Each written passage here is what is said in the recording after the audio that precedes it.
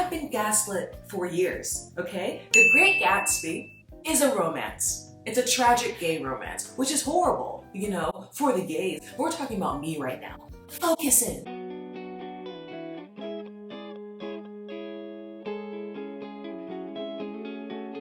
Now, I remember it like it was yesterday. I'm in high school. I'm given this very boring white privilege, white people book, and I read it and I'm like, oh my god, it's so boring, but bummer because kid's gay and like sucks to be gay in the 20s, right? Because even though he's rich and super privileged, still sucks to be gay in the past. Like, well, really the gays didn't exist until like the 1980s. So, anywho, I read the book, we go to class, we have a Socratic seminar, and I'm like, yeah, and then like, you know, we slept with that guy, and everyone turned and looked at me like I was being crazy. Huh? No, he's gay. And then everyone was like, what are you talking about? He never did a gay thing in the book. And I said, everything he did in the book was gay. Wow. I saw gay. So I said gay. So this is what this is. This whole video is just me proving it without the shadow of a doubt. And of course I have textual evidence. Not MLA format though. I am free from those shackles. Let's start at the very beginning. In the beginning. Chapter 1 is just him being like, I'm in New York. I was gonna live with this guy, but then the guy couldn't come because reasons. I was in the war. Like, it's really just him talking. And that's really the entire book, honestly, just Nick just talking, but it's boring, it doesn't matter. Chapter 2 is when the gayness begins. When he first meets Tom, right, he says he's a sturdy, straw-haired man of 30. Now, I know what you're thinking, okay, what's so about that? Same paragraph. Move your eyes a little bit lower. This man says, not even the effeminate swing of his riding clothes could hide the enormous power of that body. He seemed to fill those boots until he strained the top lacing. You could see a great pack of muscles shifting when his shoulders moved under his thin coat. It was a body capable of enormous leverage, a cruel body. All right, next. When he meets Daisy, which is crazy because Daisy is literally like his cousin, they don't really go into what their relationship is, but it kind of makes you feel like they don't really know each other. Like, they're like third, fifth cousins, like twice removed. They're just like, oh, we're rich people, we do rich people stuff in the same circles, but we're not really like vibing like that. Like, she makes like this fake comment where she's like, oh my god, you didn't come to my wedding. And he's like, well, I was in the war. Good point. So when he talks about men, it's always very physical. It's almost kind of sensual. But when he speaks of women, it's like condescending and a little rude. It's like he has kind of a beef with every woman he interacts with, which I'm not saying that's a gay thing. I'm just saying that's weird, like in general. Because why are you mad at them? It's like, or why do you have like, what is this aggression or this like weirdness, right? So then his cousin Daisy, right? She leaned slightly forward with a conscientious expression. Then she laughed, an absurd, charming little laugh, and laughed too much and came forward in the room. And like and then like at the end of the same paragraph, he's like, I've always heard it was said that Daisy's murmur was only to make people lean towards her in irrelevant criticism that made it no less charming. So he like talks about her like she's like a cute little puppy. He's like, she's sweet. Silly, but sweet. So moving on with Nick, as I said, he is sassy and he's really funny and really sarcastic, but only in his head. And he like throws little things in there, which again, in retrospect, hilarious, but also in the moment you're like, can you say some of this stuff out loud? Because these people need to hear it. For some reason, later on in chapter 2, Tom is literally cheating on Daisy and everyone knows it. It's like an open secret. Real weird, real whack. And then for some reason, again, I do not understand this at all because Tom doesn't even like Nick. Like, when Nick is over at dinner at their house, they first meet Tom's kind of like, yeah, anyway, the colored people are rising up. It's super racist, super weird, and Nick's just like, okay. But then like a couple of months later, Tom's like, hey, you wanna go meet my prostitute? And I'm like, huh? And Nick's like, wait, what? So then this is again, him being sarcastic. Tom's like, come meet my girl. And Nick's like, you don't think I got other stuff to do? Because I do have a life. Pause though, I think it's hilarious because this entire time, I promise you, most people don't remember this because this book is really boring. So there's a lot of details that you forget. But Nick is supposed to be studying for like being a stockbroker, kind of like being a bondsman. Like he's supposed to be, like he was supposed to come out to West End for the summer. His dad's paying for it, for him to study, to like start his career. He does not crack a book once. He mentions the books in chapter 1 of like, oh, I brought all these books. And then a book is not cracked for the rest of the time. So I'm just like, yeah, no, you do have time. Cause like, what do? You don't have a job. You're just chilling. So yeah, you can go meet your third cousin's husband's mistress. Why not? He has like a secret code with her, and then like she like pops up around the corner or whatever like that. And then Nick's like, does her husband know that she cheating and she hunching for you? And Tom's like, he's so dumb. He doesn't even know he's alive. Which is ironic, as your wife will be cheating on you for the rest of this book.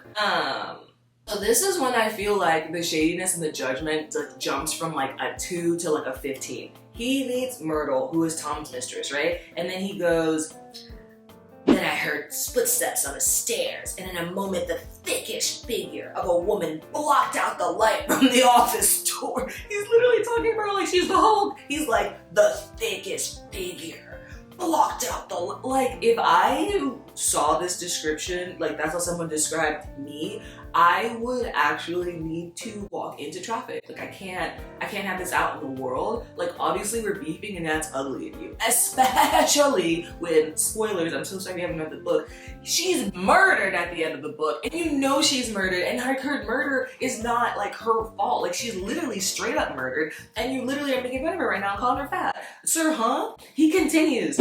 She was in the middle 30s and faintly stout, but she carried her surplus flesh sensually as some women can. Oh my God! Surplus flesh is crazy. Surplus flesh is crazy. And he's not done. He's not done. He ends it. He goes, her face contained no facet or gleam of beauty. Nicholas! Was that necessary? You said she fat and she ugly. He said, I'm confused. He literally was like, wait, the math is not mathing. For some reason, Tom is sleeping with her when he got Daisy back at home. Daisy cute and she pretty and she's charming. This is I'ma hold your hand with a napkin in between. This is when nonsense goes straight left. So he goes with Tom and Myrtle into the city because Tom has an apartment for Myrtle in the city because apparently he was flouting Myrtle out like where they are, and everyone was like, okay, obviously we cheat on our wives. We don't cheat on our wives in our wives' face. That's rude. I don't understand the logic, but whatever. So he's like, okay, fine, I'll do it in the city. So they get an apartment there, and immediately before all this starts, Nick wants you guys to know he was drunk.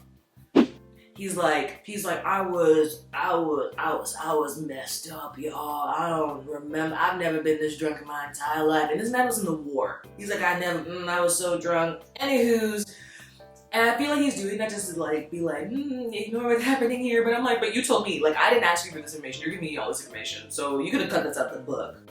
Okay.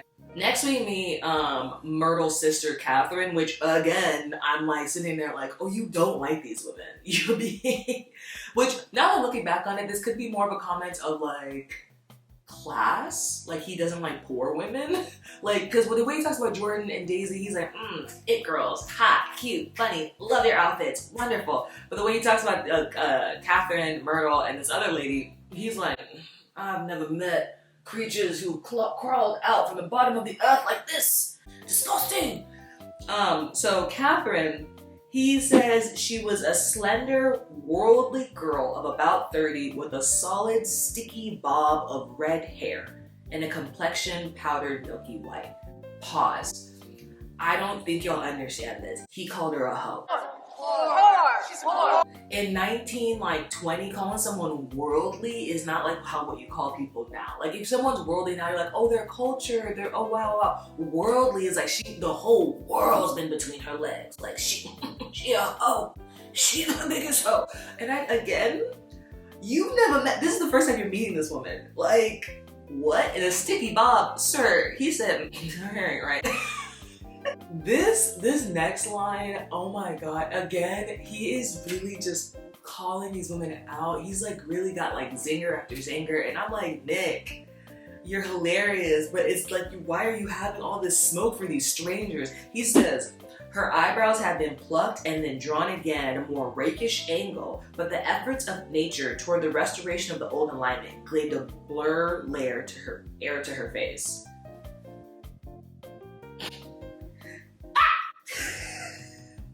Okay, so again, y'all don't know the 1920s. When you say someone is like rakish, it's kind of like they're like a player. They're kind of like they go. So he's trying to say that she's trying to look like a baddie. She's trying to draw her eyebrows so that they're like baddie eyebrows, but her face is fighting her, and nature is trying to bring it back to where it should be. And because of that, there is such a confusion. There's a fight happening on her face, and she doesn't know about it. Do you see what I mean? Where I'm like, you could have just said she was ugly. Why are you sitting here writing soliloquies, insulting these strangers? And then to make matters worse, he doesn't just stop there. He continues, and he's like, also, who can't dress? Ugly. She's like, he said, when she moved, there was an incessant clicking as innumerable pottery bracelets jingled up and down her arms. He's like, oh my God, this girl, she was like, I don't even know, a Christmas tree ornament, loud, annoying, I can't, everything about her, ew. And then he said that like she has no class again, because like basically he commented, he's like, the way she came in and was looking at stuff was like as if she lived there when Myrtle wasn't living there. Like she looked at the stuff like she owned it.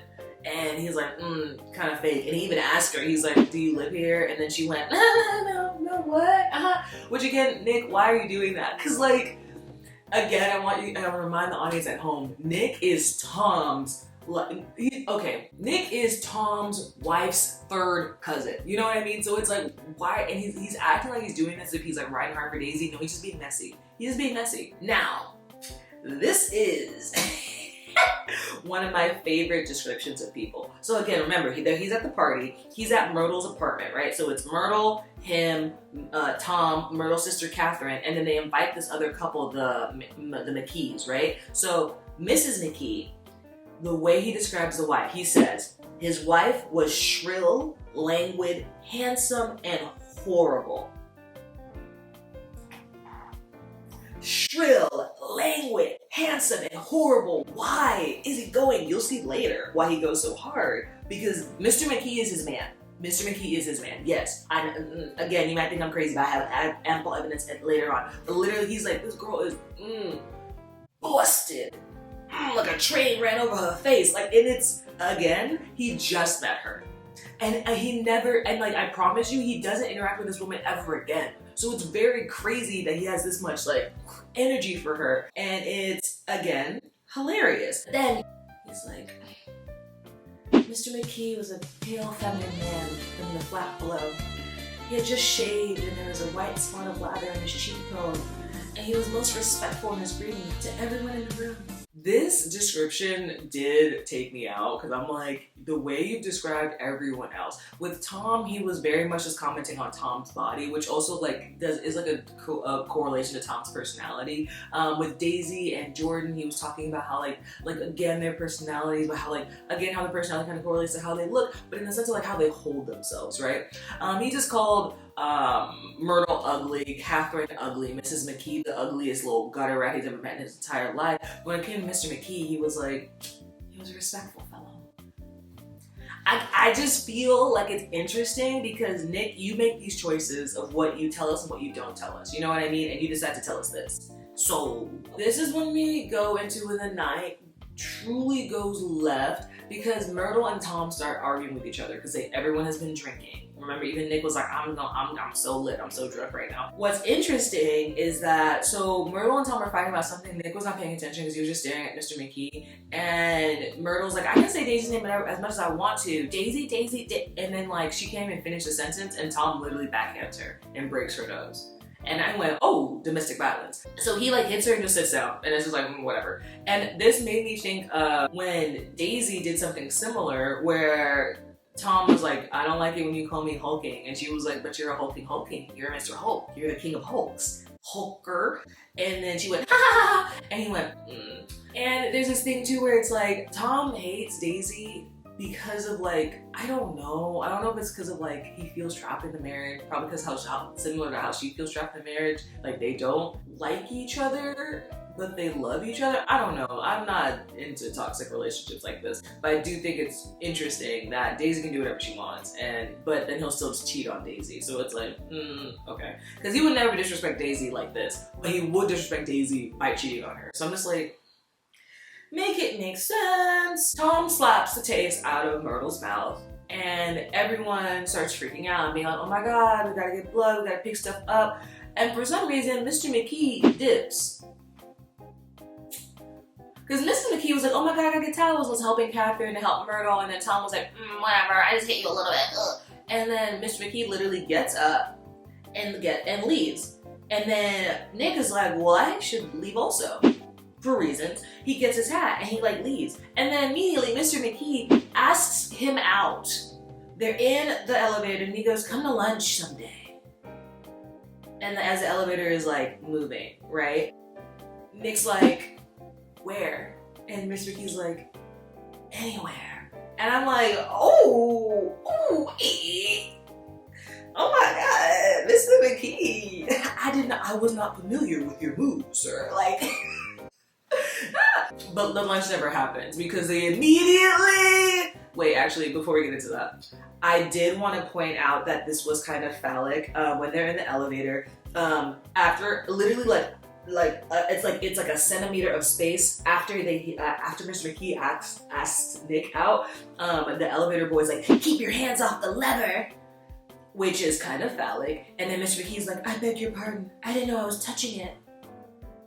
Which I'm like, guys, I read enough fanfics, I've read enough rom-coms, I've seen enough, I've been in the world enough to know what's going on here, okay? But Nick agrees, and he's like, all right, I'll be glad to. And then they sleep together. And this is the part, I honestly could have just skipped everything else just makes me laugh and cackle, but this is truly the part where I'm like, I saw gay, so I said gay, this is gay. There's ellipses because it's supposed to make you be like, oh, like he was super duper drunk. And I'm sitting there like, okay, but Nick, you weren't super duper drunk before to tell me all this stuff about like, oh, Catherine's bangles were busted and Catherine's face were busted. And Mrs. McKee, she's ugly as heck. Mr. McKee, fine though. But this part, you're like, oh, I was so drunk, I couldn't remember. Oh my god. So there's like ellipses. It's like, I was standing beside his bed and he was sitting up between the sheets, clad in his underwear with a great portfolio in his hands. And then it's like Mr. McKee, there's dots of like the different titles of the different like pictures he's taken. Okay, again, guys, I'm not a man, okay? I'm not a straight man, but I think, you know, for me, I don't understand a situation in which two men who don't know each other, he followed him to his apartment and then he goes ... then he was naked in his bed showing me pictures. Did Mr. McKee get really hot and have to take off all his clothes and then get really cold and then have to get under the covers? Nick does not describe his state of dress or undressed, but y'all. Come on, be for real, Mike. The very end of chapter 2, this is the very last line. He goes, then I was lying half asleep in the cold lower level of the Pennsylvania station, staring at the Tribune and waiting for the 4 o'clock train. He's waiting for the 4 o'clock train. I want you guys to understand that he left Myrtle's apartment at 9 p.m.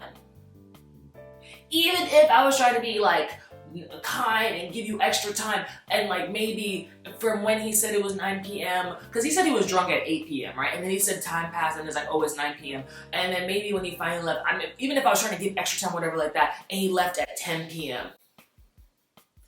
What happened between 10 p.m. and like 3 something in the morning?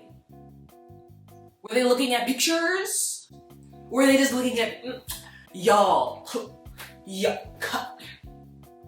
Be who you are for your I'm sorry, but like, come on. Then what's crazy is that this is never mentioned again for the rest of the book.